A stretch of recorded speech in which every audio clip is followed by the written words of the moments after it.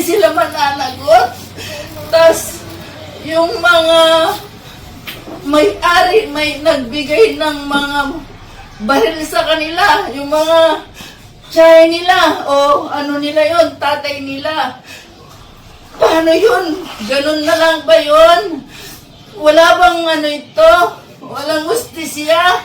Ganito na lang ba? Napakabait ng apo ko. Wala siyang record sa eskwelahan. Baon niya, binibigay niya sa mga kaklase niya. Bakit ngayon naging ganyan yung apo ko? Anong gagawin namin? Paano po ito? Tulungan niyo po kami magkaroon ng justisya yung apo ko. Hindi po siya nabubuli, siya po yung binubuli. Hindi po siya nabubuli. Mabait po yung apo ko. Hindi po totoo yung sinasabi nilang nabubuli yun. Tingnan nyo naman po yung katawan niya.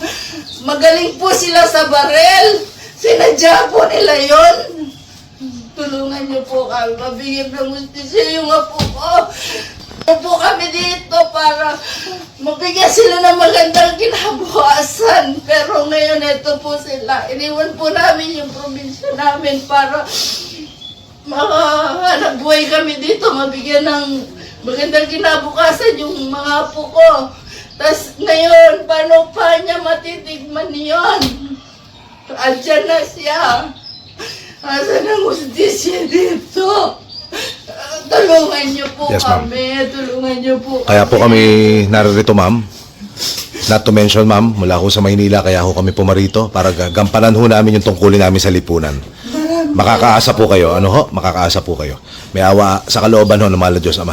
Hindi naniniwala, ma'am, na ito'y bullying lamang o meron pang kailangang imbestigahan ng mas malalim ang mga otoridad? Hindi po ito bully kasi magagaling po silang magbarel, mamarel. Nakita naman po ninyo yung mga pinopost na ano man po yung mga cellphone nila. Maraming lumabas na issue dun sa mga conversation na lumabas dun sa mga cellphone nila.